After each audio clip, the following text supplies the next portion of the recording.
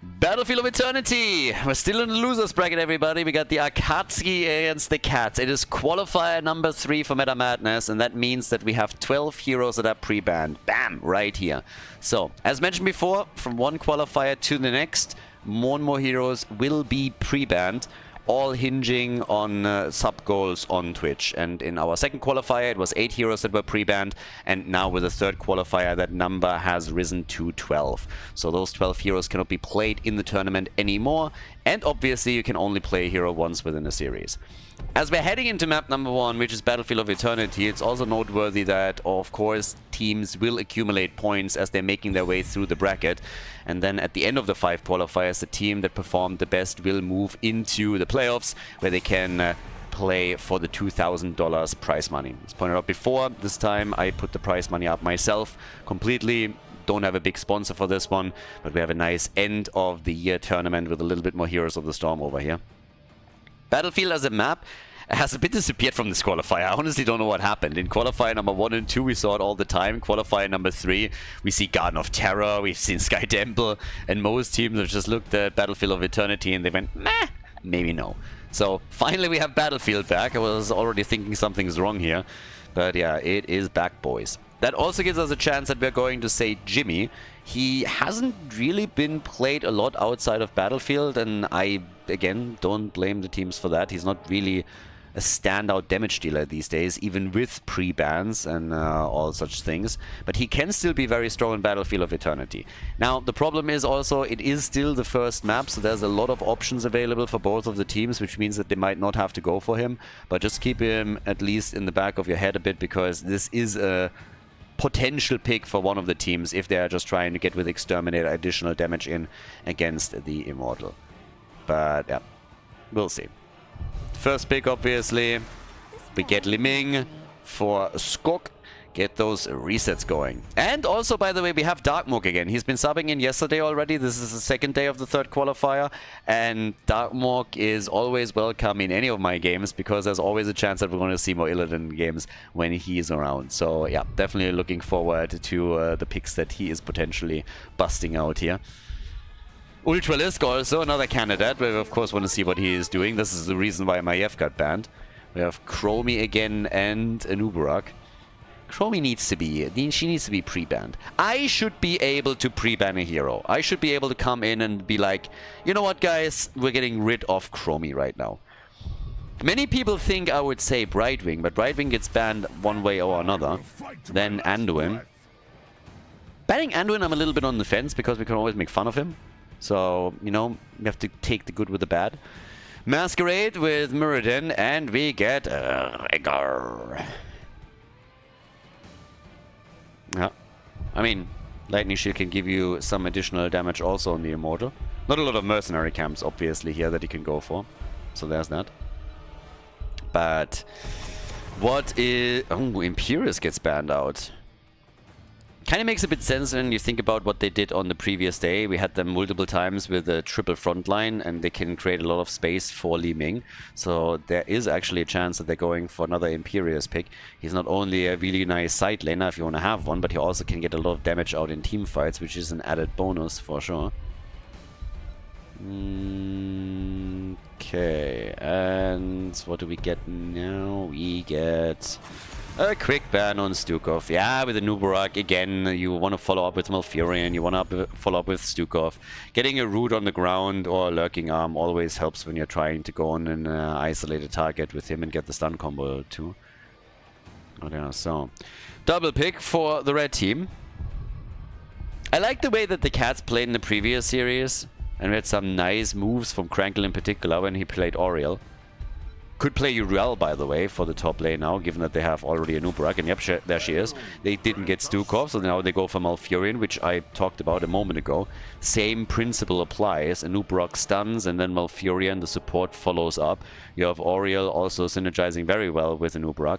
This is something that has actually been played at the end of HGC in the Eastern scene a lot. So the Koreans played a Nubarak and Uriel nearly exclusively, unless the opponent's team was trying to deny them parts of the combo. But they love to play that particular pair.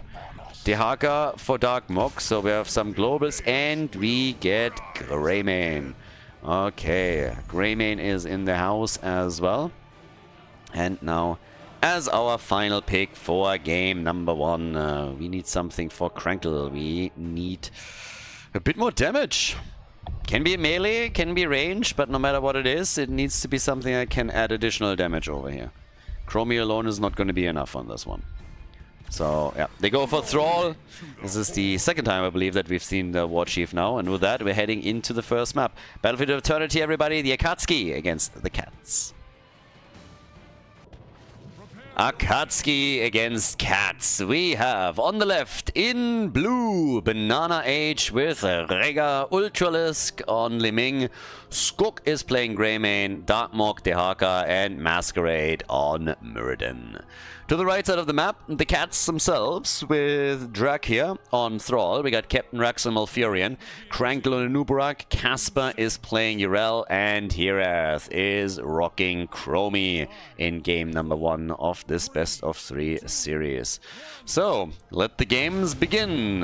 Chromie on level 1, again, Time Walker Pursuit for her, and the Trolling Thunder for Thrall. So, let's go and troll around a little bit now. We have Viciousness on level 1 for Greymane. And yeah, it's a little bit wild also to see Darkmok now on the side lane. I always look for him on any kind of assassin-like hero that we're getting. But obviously with Greymane we now have Skok on him.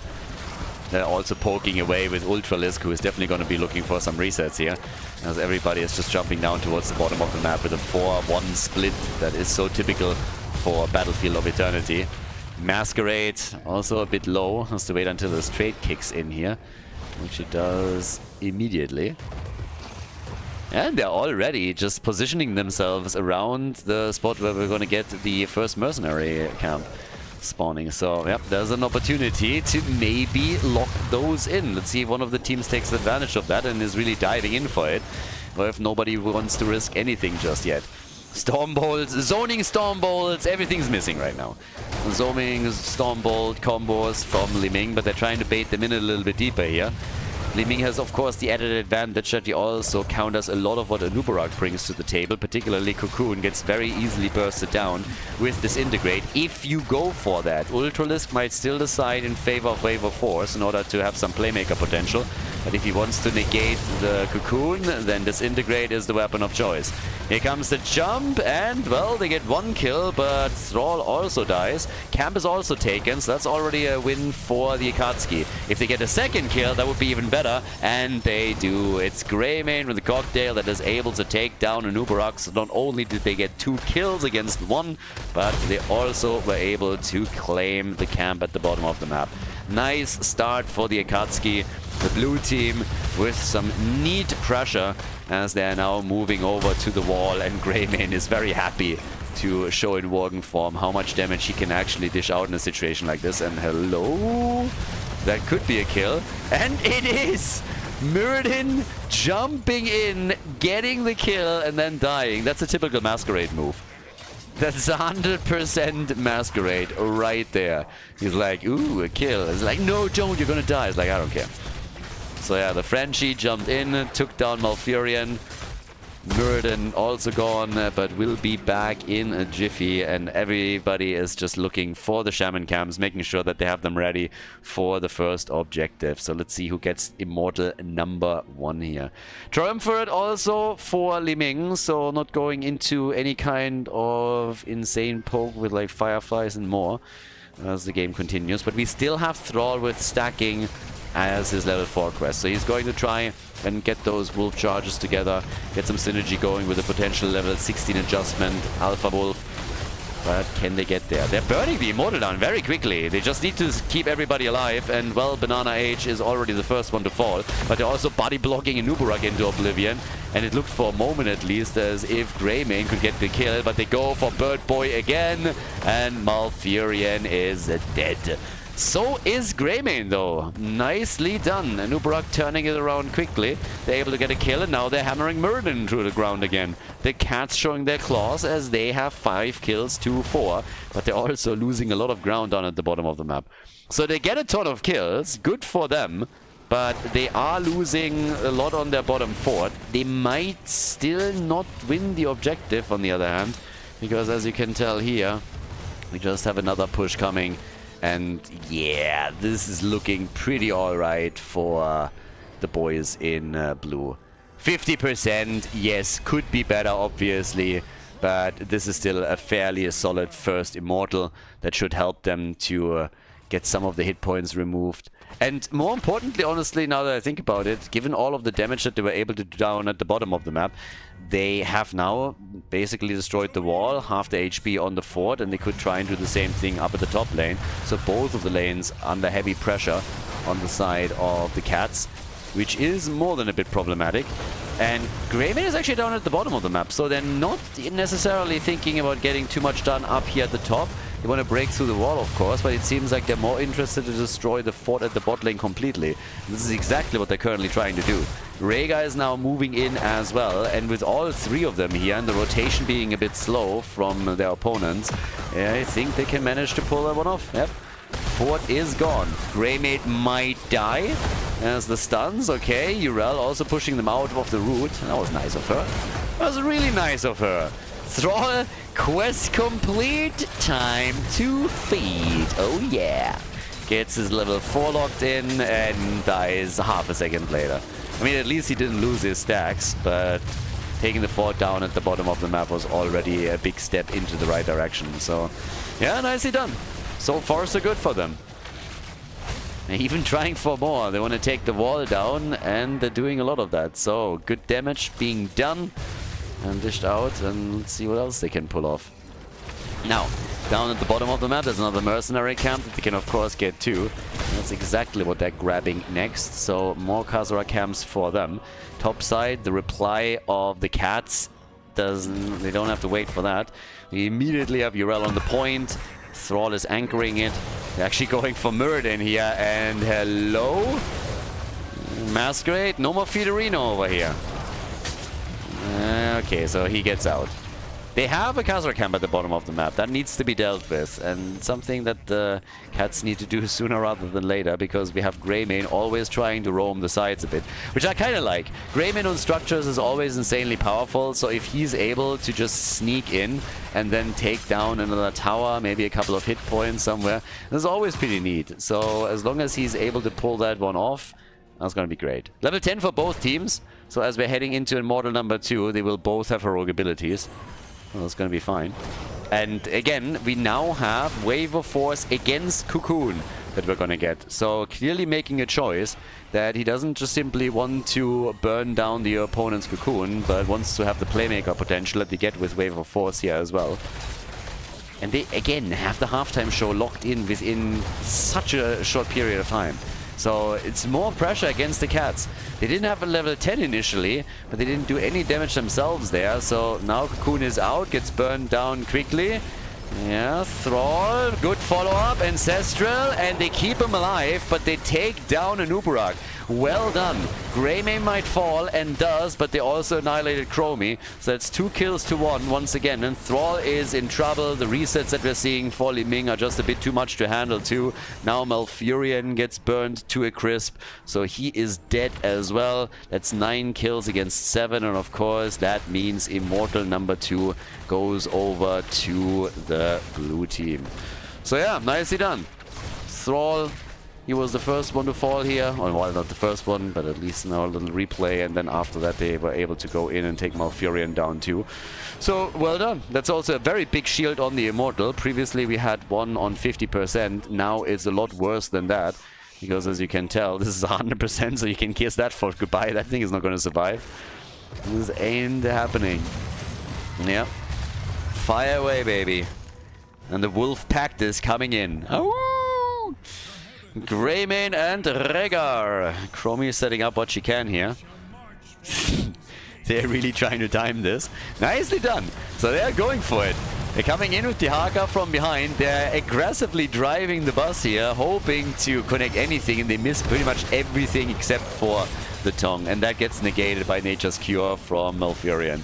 So this could have been a lot worse for the Cats, but as is, it was not all that impactful. There's not really a whole lot that they were able to manage here. But they can still, of course, do structural damage. And Dehaka, he's at the bottom of the map right now. There's the Sundering, and bye-bye Greymane. He's actually been dying quite a bit. This is the third time that Greymane gets destroyed. The big bad wolf gets slapped around, and the Red Riding Hood isn't even in that game. We don't even have Vala here. 19,000 damage. But look at that siege damage. That is a totally different story. And Ultralisk, he's still looking to see if he can maybe connect a combo or two. And he hits it hard, with Captain Rex losing half of his hit points. He's just like, why me? 28,000 though for Chromie. She's top damage in the game. So yeah, Chromie with a good output. But they might not get that camp. This time, well, they got it, but this time they get invaded here. Maybe you... Whoa, that Calamity nearly led to a kill. Now they go again for the Space Goat. The Wolf is hungry. Yep, he's very hungry, but he's also very dead. So this seems to be a thing. Greymane goes in, gets a kill, and then gets killed. Yeah. It's a bit of a give and take. Ancestral. Not yet. They got the Sundering out. Rega got Cocoon. Can Ancestral himself maybe? No, he wasn't fast enough for that. You gotta give it to the cats. They get their kills. They get their kills for sure. We have 11 kills now against 10. And yeah, level 13 for both teams. Very even experience too. It's really the structures where it's a completely different picture. That's where the Akatsuki have already pulled ahead. And of course, let's not forget that we had 2 objectives on the map, and both went to the blue team. That's actually a much bigger concern if you're thinking about it, because as the game progresses and these Immortals are getting stronger, you don't want to lose any of them. So there is a chance that this is going to happen again. We'll actually see how they're going to deal with it.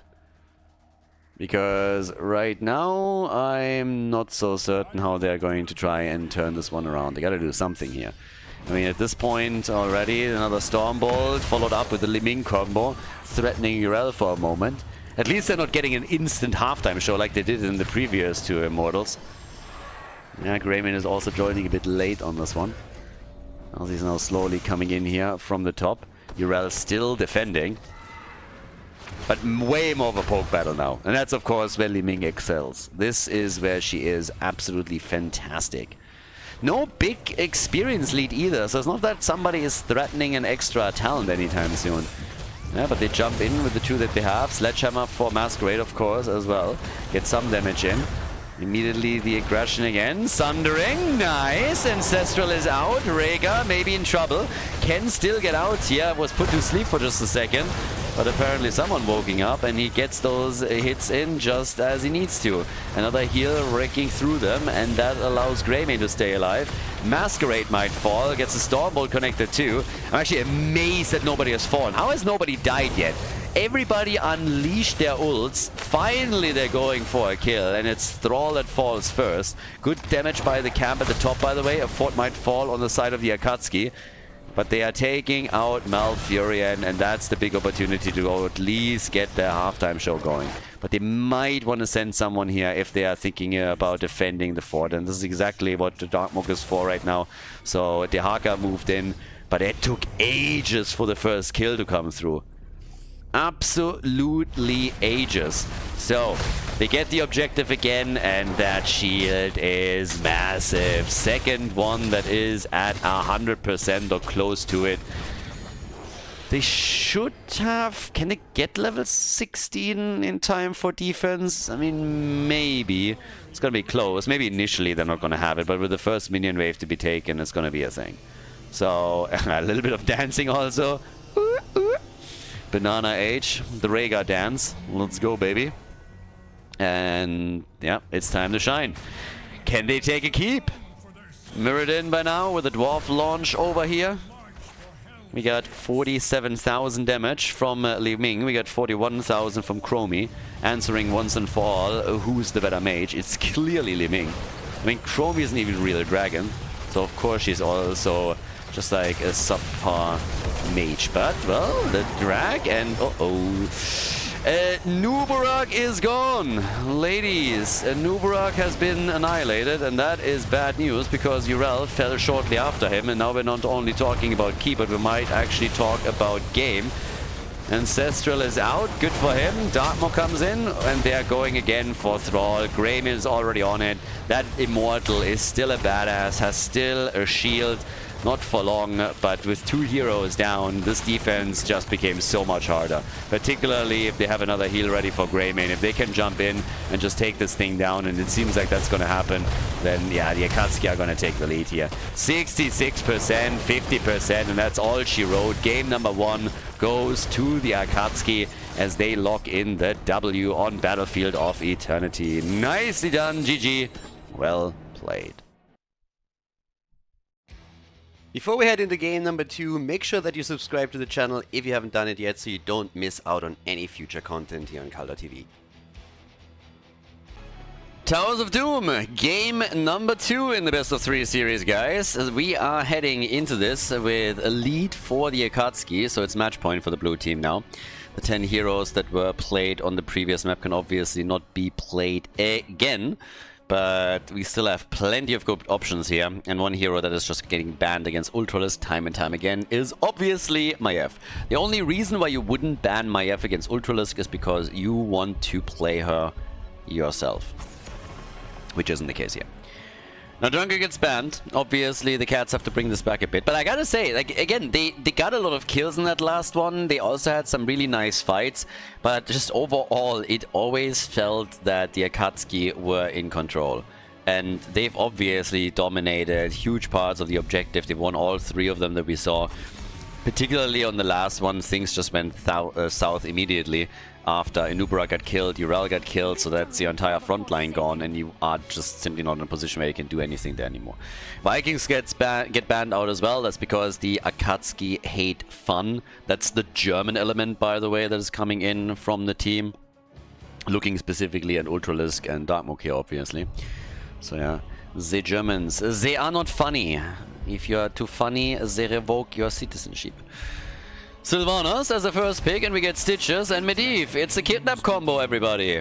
Oh yeah, kidnap combo in the house. Get that hook, get that gorge, and then Medivh gets the portal, and you are out of there. So, can Ultralisk also finish his stacks? That's of course the next question. Falset is already out. How can you deal with this? I mean, Uther maybe, and a Divine Shield if you can reach.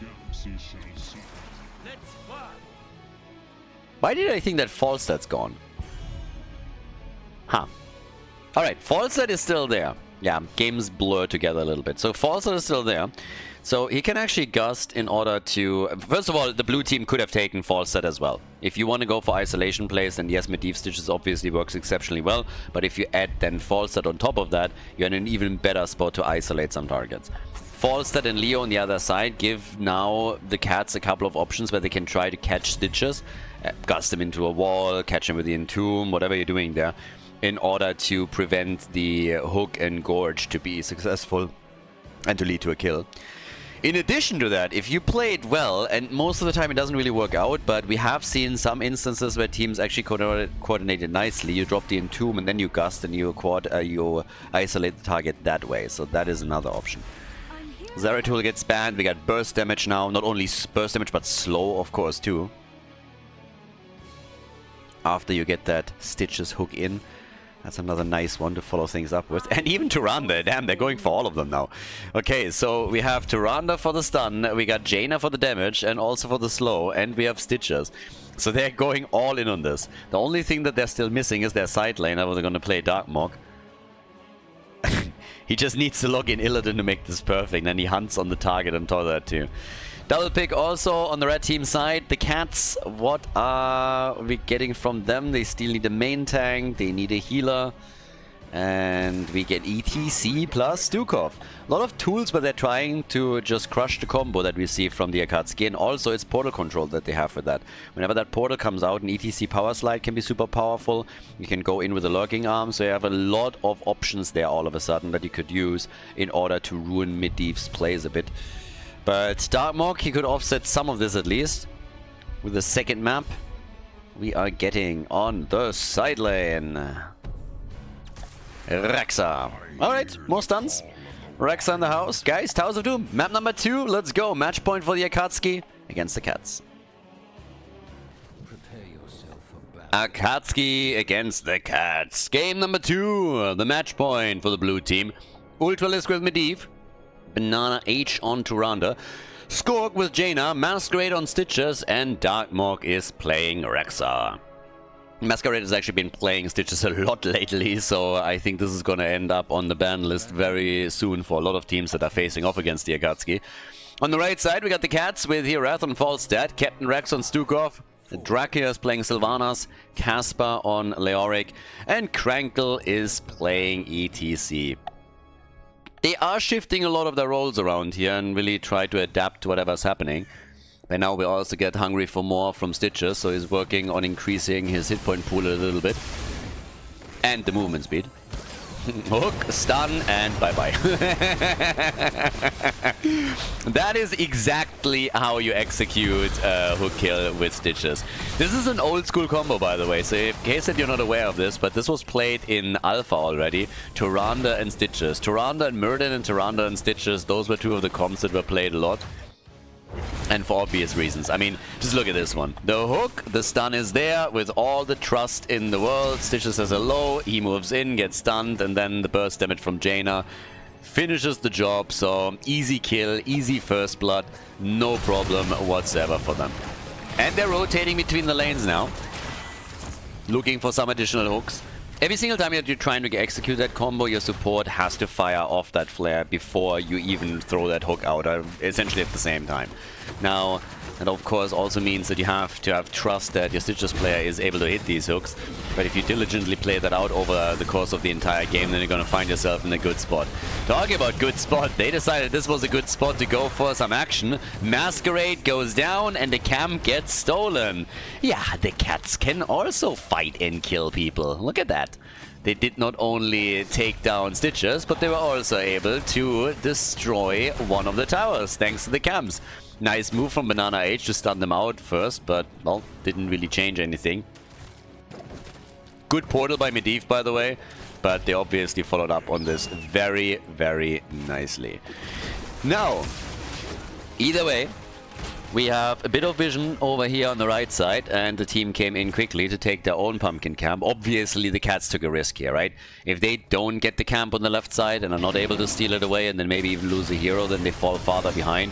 So they had to make sure that they are in a good spot there. But now that they have taken both of the camps, that they've taken that risk and that it worked out for them, they are a little bit ahead in the early game, and this is all that this is about. You gotta take some risks if you want to take an opponent down that is at least on paper stronger than you. And already in the lead, of course. Masquerade is doing pretty alright with stacking as well. 7 globes already, 14 stacks for Medivh. Another one that we are going to watch out for. Skork, yeah.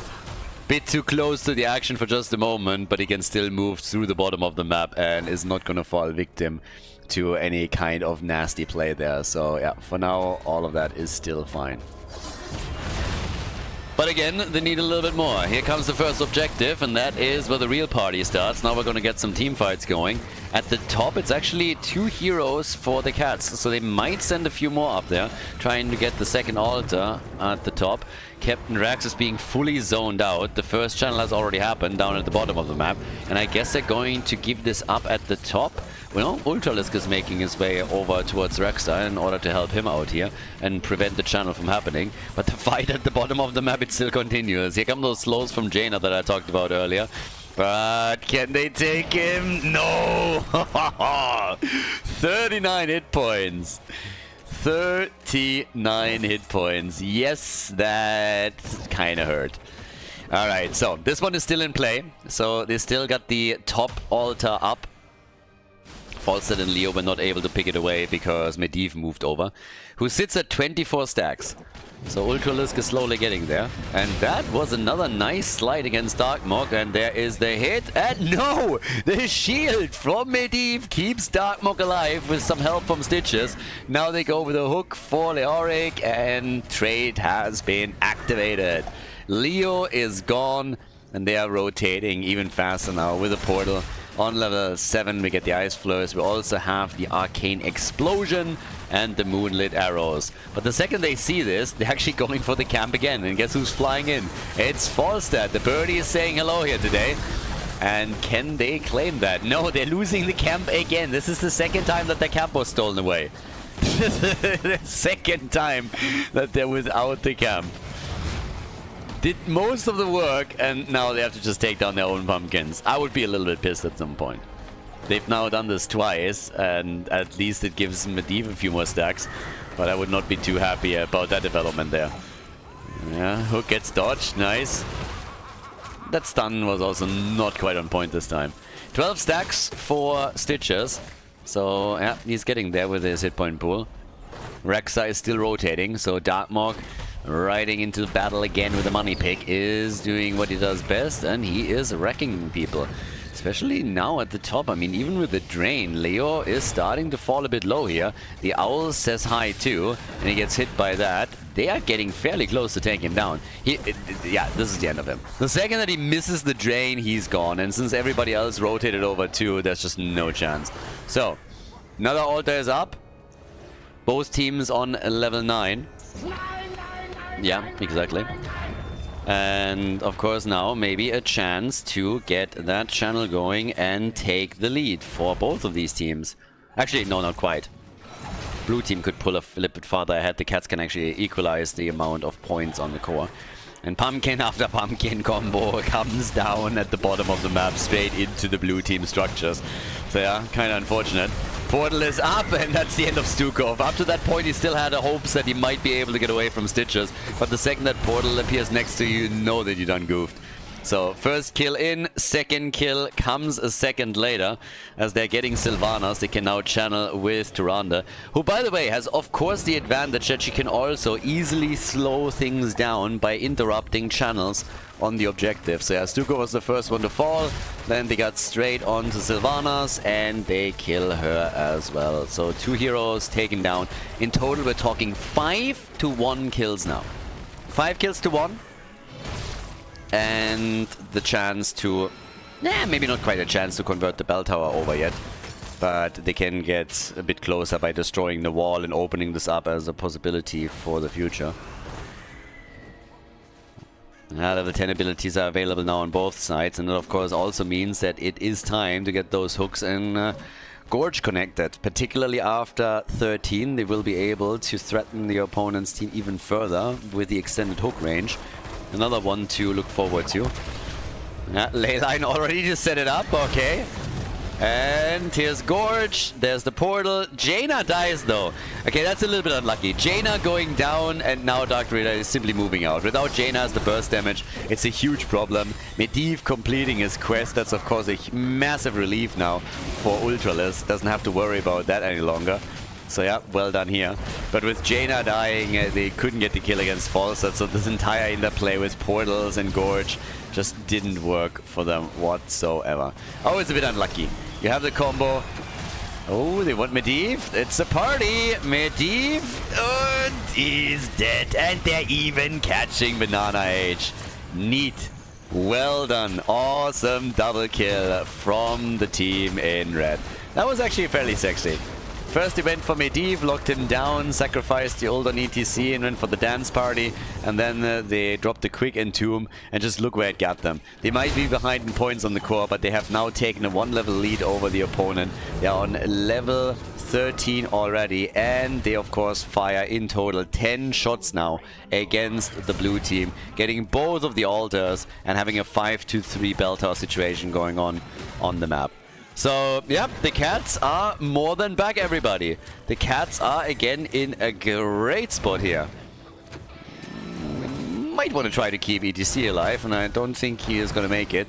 Yeah, Stitch's hooks are nasty. All of a sudden you're out of position. So there's the counter kill. But just saying, we now have 6 kills to 4. We have even points on the core, more or less.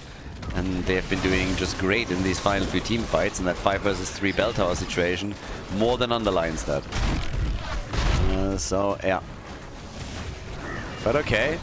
There's a gust into the corner. They're playing well now around this.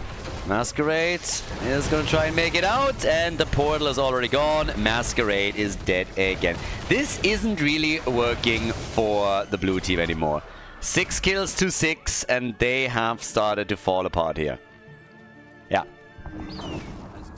At least the bell tower at the bot lane is retaken. Skog and Banana have been able to go for it, but taking these fights where you're fully outnumbered might not be the best move. So yeah, gotta be a bit careful. They take the boss now, and that gives them a lead, an even bigger lead now on the core. 22 against 28 points. Now obviously this isn't over for the Akatsuki yet, but the cats are gaining momentum, the cats are taking control of the map, and what the Akatsuki really need is to somehow bring this back a little bit. And the first step would be to make sure that they're fighting with 5 heroes, because it felt that every time that they're starting to lose some heroes over here, it's the same pattern. Somebody's trying to retake a bell tower, somebody's trying to go for a camp. They are all of a sudden starting to lose some ground there and get caught. And then it's just an endless circle where you're always down a hero, down a talent. And they're very, very quickly now running into the same problem again because, well, the cats are about to pick up level 16. So, yeah. Level 16 is in. That gives us the Mithril Maze. And they also still have Falset at the bottom of the map. Will of the Forsaken. And the Airy Gust after the Flow Rider for Falstad, who's already back up on the camp. So they're rotating in to try and take this. And guess who's late to the party? It's the Akatsuki. Apparently they lost their invitation in the mail or something. Oh, not like this. Yep, there's the gobble gobble goop goop as they go for ETC, but they're also catching Jaina again. ETC is gonna try and slide out, but this time they went too deep. 1 kill, 2 kill, both damage dealers are gone, portals everywhere, ETC in trouble, and it is Akatsuki time, baby. 4 heroes have just died. They just crushed 4 heroes. And now, of course, they're just looking at the map and it's like, what are we doing first? Taking the bell tower at the bottom of the map. Alright, let's go for it. But that was pretty huge.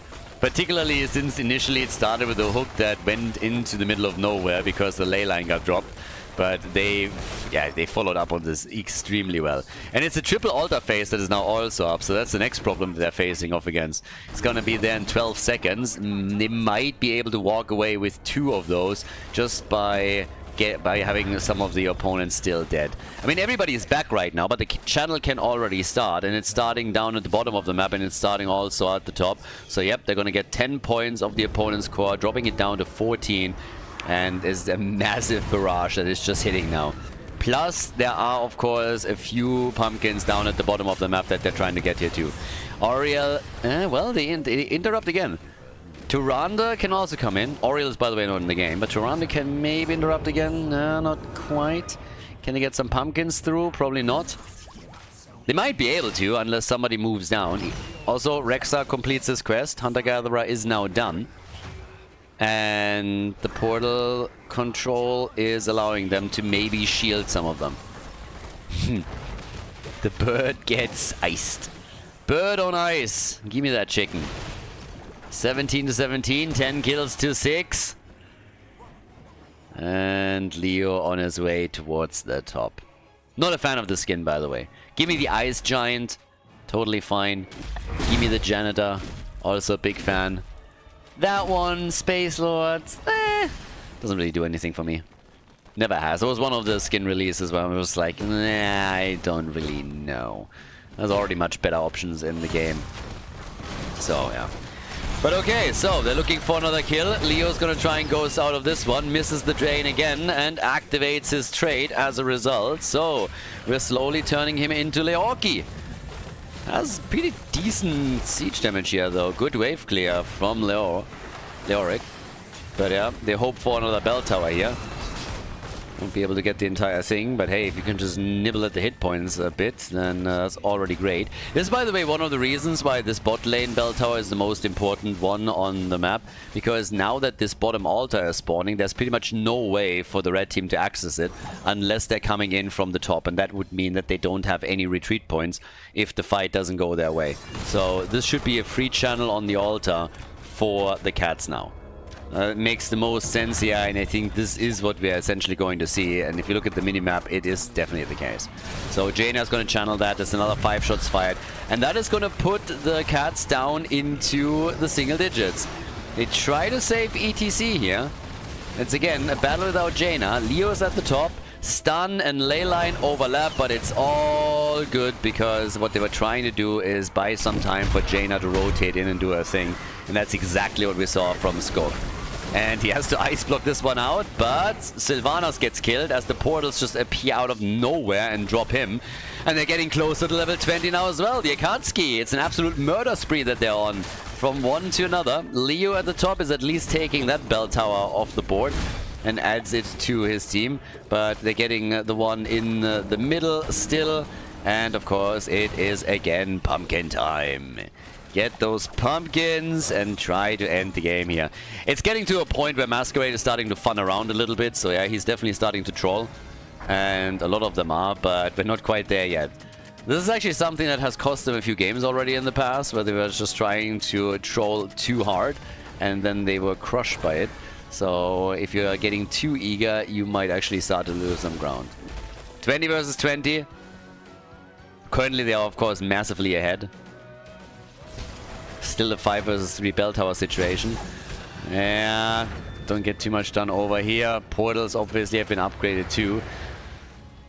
But yeah, Raven Familiar, Portal Mastery. You now got Medivh cheats, and we get the Temporal Flux. So some pumpkins made it in. Means they have 7 points on the core, and there is Stitches. It's a party, but the hook interrupts it, and Stitches is about to die. Falstead had Gust. I'm not sure if he could have hit an angle that would have saved the day for them. Another pumpkin makes it in, actually 3 of them. So now it is 3 points on the core. 1 altar channel is all that you need, and ETC is down for 52 seconds. Yeah, good luck trying to win this one now, because they have to feed in whatever they can. Fight down at the bottom of the map around the bell tower is not going too well for them either.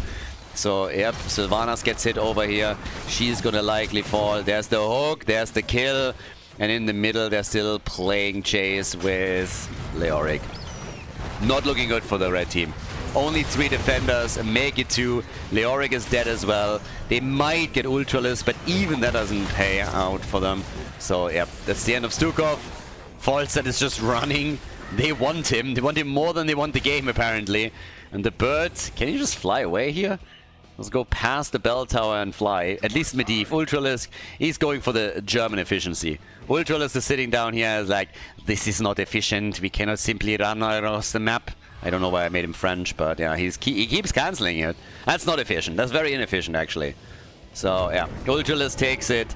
And that, ladies, is game. The Akatsuki take it with a 2-0 victory against the Cats and move on to the next round of the losers bracket. GG.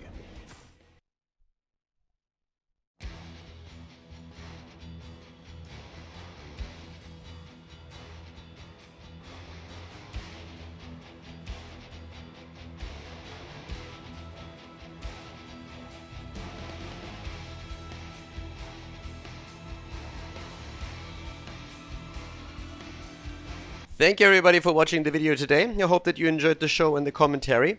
And keep in mind that the spoiler protection that is going to run for the rest of the video is made possible by all the support on patreon.com. So guys, if you want to support my work, if you want to help me start new projects and keep the spoiler protection in place, please consider heading over to patreon.com/Khaldor. There's also a link in the YouTube description, and check that out. Thanks in advance, and see you guys next time with more esports coverage here on Khaldor TV. Have a great day.